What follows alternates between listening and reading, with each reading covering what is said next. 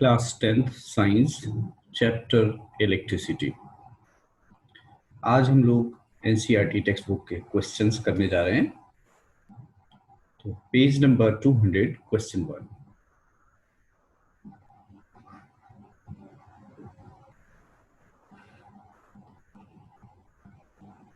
Question 1 says what does an electric circuit mean? तो इसका answer है a closed end continuous path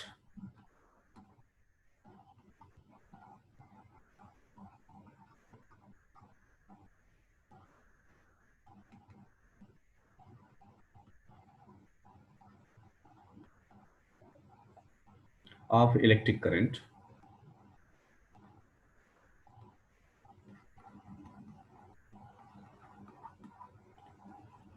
is called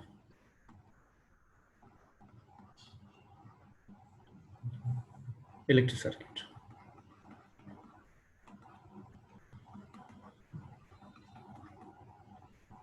इसका diagram ये bulb हो गया। इसके बाद यहाँ पर एक सेल है, ये प्लस माइनस, और यहाँ पर ये की है, टेपिंग की, और ये कनेक्टिंग वायर हो गया।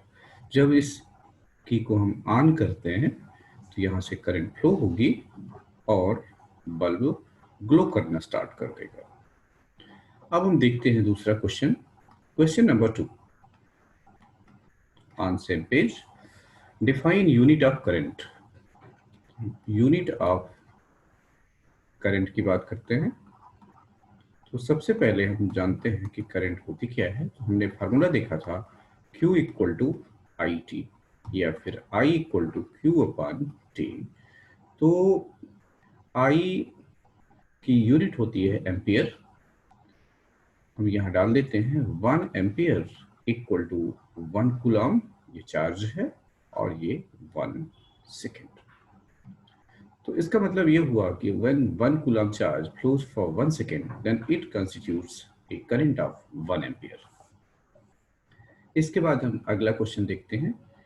क्वेश्चन नंबर 3 है, ये कहता है calculate the number of electrons constituting 1 coulomb of charge. इसका मतलब है कि Q इक्वल टू NE हम लगाएं, क्वांटाइजेशन प्रिंसिपल, और यहाँ क्वेश्चन में गिवन है Q इक्वल टू 1 कूलम और इलेक्ट्रॉनिक चार्ज का वैल्यू होता है 1.6 into 10 to the power minus 19। तो ये वैल्यू हम यहाँ डालें 1 equal to n into 1.6 into 10 to the power minus 19। इसको सिंपल करें, n equal to 1 divide by 1.6 into 10 to the power minus 19, और फिर इस 10 पावर माइनस 19 को न्यूमरेटर में ले जाते हैं और इस डेसिमल की वजह से यहाँ पर 10 कर देते हैं। तो 10 upon 16 into 10 to the power 19, और यहाँ से 10 पावर 19 में से एक 10 इधर कर देते हैं तो ये 10 पावर 18 बचेगा। तो ये 100 हो जाएगा, और ये 10 पावर 18 डिवाइड बाई 16, ये आ जाएगा 6.25 into 10 to the power 18 electrons. अब देखते हैं अगला पेज। तो पेज नंबर 202 पर चलते हैं। उसका पहला क्वेश्चन है, name a device that helps to maintain a potential difference across a conductor. तो किसी भी कंडक्टर के अक्रॉस पोटेंशियल डिफरेंस मेंटेन करने के लिए या तो बैटरी चाहिए, या फिर सेल चाहिए, या फिर पावर सप्लाई चाहिए।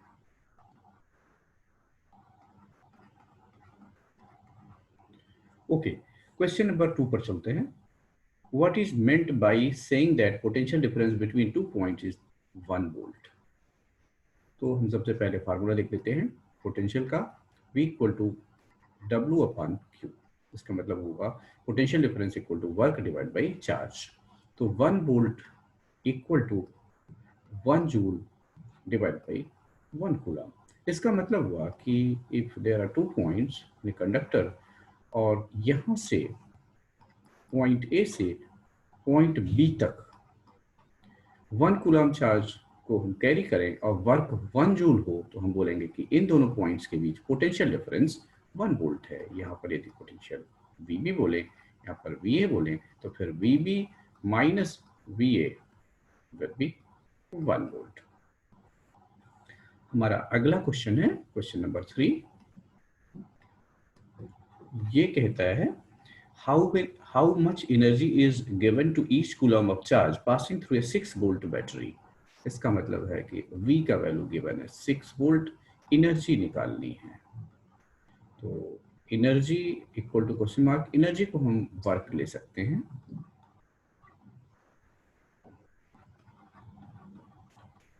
और चार्ज का वैल्यू गिवन है 1 coulomb, each coulomb word use किया गया है। तो फार्मूला हमारे पास वही है, W/Q इक्वल टू V। यहाँ हमें W निकालना है तो हो जाएगा V इंटू Q। V का वैल्यू है 6 वोल्ट और चार्ज है 1 कूलम, ये हमारा आ गया 6 जूल। अब अगले पेज पर चलते हैं, पेज नंबर 209। इसका पहला क्वेश्चन है on what factors does the resistance of a conductor depend. तो अब रेजिस्टेंस का एक्सप्रेशन देखते हैं, resistance R equal to rho L upon A. यहाँ से ऑब्वियस है कि R depends on following factors. पहला तो length, R is directly proportional to length. दूसरा area, area cross section, so resistance is inversely proportional to area cross section. And तीसरा nature of material.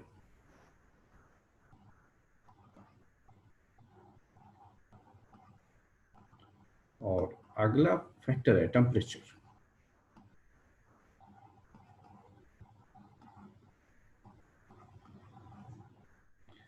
हम अगला क्वेश्चन देखते हैं, question number 2 on same page. Question 2 कहता है will current flow more easily through a thick wire और thin wire of the same material when connected to the same source and why. तो हम एक देख लेते हैं कि ये है हमारा थिक वायर का रेजिस्टेंस, सपोज R1 है, और ये हमारा वोल्टेज सप्लाई है V। इसमें से करंट हम निकाल लेते हैं I1, तो I1 will be equal to V upon R, और ये हमारा थिक वायर की बात कर रहे हैं। और फिर हम यहाँ पर ये R2 है, ये थिन वायर की हम बात करेंगे यहाँ पर, और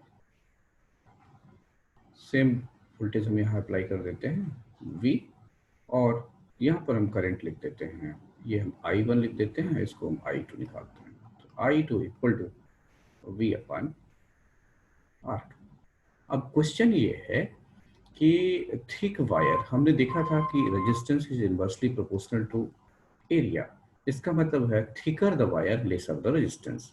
तो जो R1 होगा इसका वैल्यू आ गया हमारा, एक सर्टेन वैल्यू हो जाएगा, सपोज ये X है, और हम इस वाले में जाते हैं वायर थिन है, इसका मतलब R2 का वैल्यू बढ़ जाएगा क्योंकि R is directly proportional to length. तो हमारा ये R2 का वैल्यू हम इमेजिन कर लेते हैं कि इससे तो अधिक होगा, तो जस्ट हम 2x रख लेते हैं।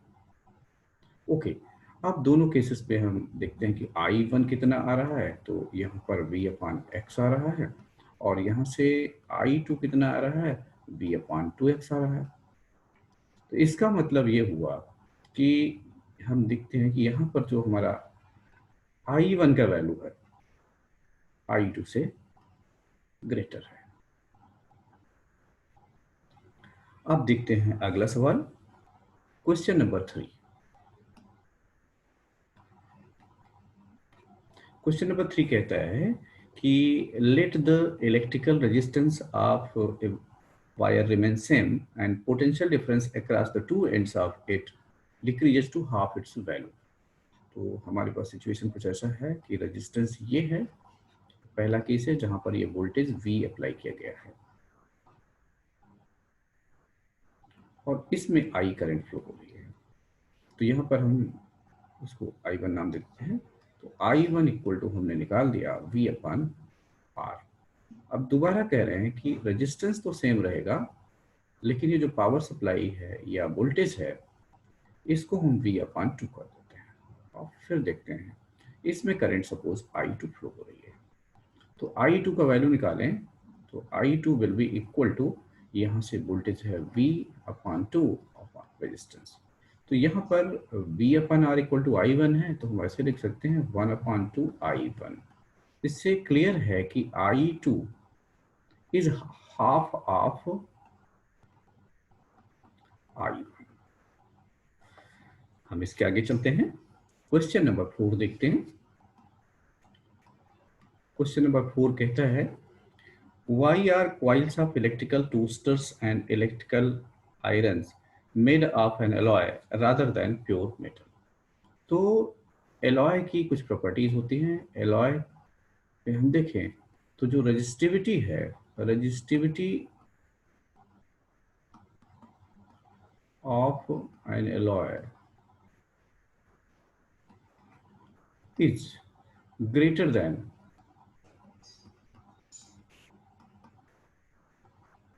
its constituent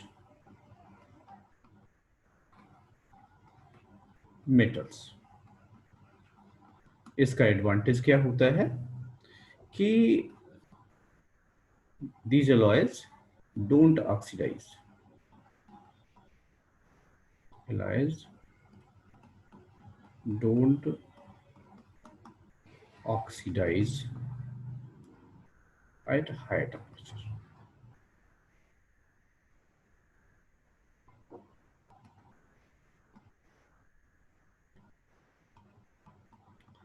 तो इन्हीं दोनों प्रॉपर्टी की वजह से एलॉयज का हम यूज करते हैं, न कि इंडिविजुअल मेटल्स का।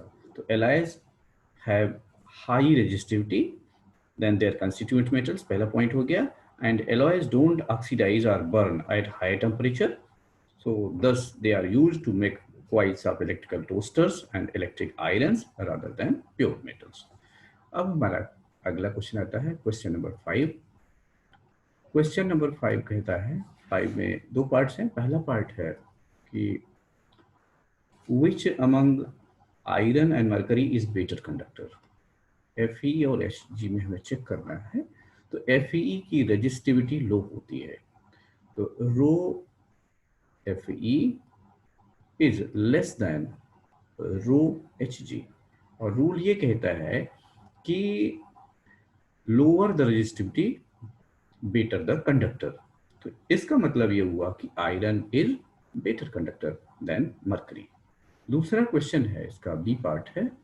तो बी पार्ट में है कि which is the best conductor. तो हम ऐसा मेटल ढूंढते हैं जिसकी रेजिस्टिविटी लोवेस्ट हो, तो वो होता है हमारा सिल्वर, Ag। इसकी रेजिस्टिविटी लोवेस्ट होती है, इसलिए ये बेस्ट कंडक्टर होगा। Thank you.